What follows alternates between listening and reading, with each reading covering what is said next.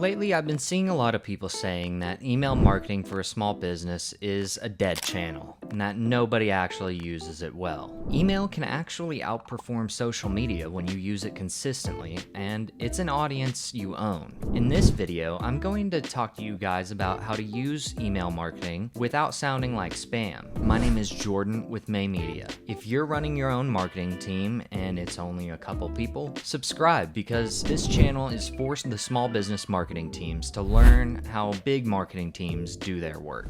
Let's start with why email still wins. On social media, you have an algorithm who decides who sees your posts and who doesn't. You can have a big following and still only reach a small slice of it because social media algorithms show your posts to non-followers more than your followers. Email doesn't have that issue. It goes straight to the inbox of your clients and old customers. There's no algorithm deciding whether your customer is allowed to see your information or not. And if the platform changes its rules or disappears, your followers vanish with it. Your email list is not going away. That's the real point. Email is the one audience that nobody can take away from you.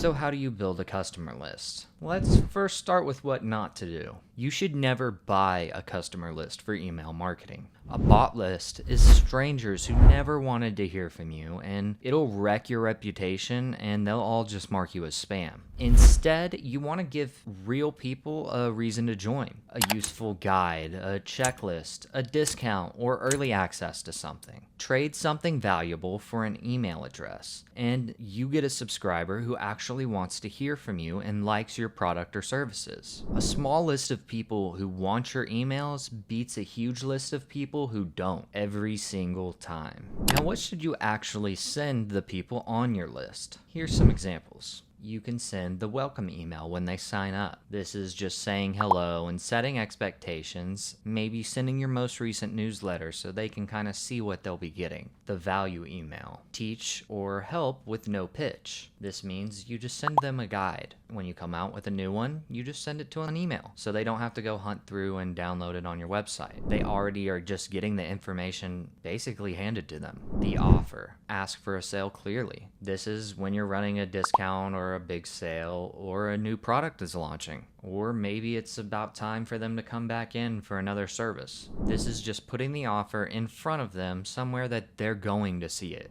The win back. Friendly check-in for subscribers who have gone quiet. If you think that somebody is maybe considering leaving your email list, maybe send them something to provide value and get them hooked back in. So to recap, email wins because you own the audience. Build your list the right way, send the 4 core emails, write true subject lines, and measure opens, clicks, and conversions. If you learned something in this video, like and subscribe, and tell me in the comments a recent email campaign that you put out that was super successful. If you'd like to learn how to build automations, check out May Media Stars on our website, maymedia.com. This is a learning community that we're putting together where we can teach small business marketing teams how to build automations to help ease their workflows. And again, my name is Jordan with May Media, and I'll see you guys in the next one.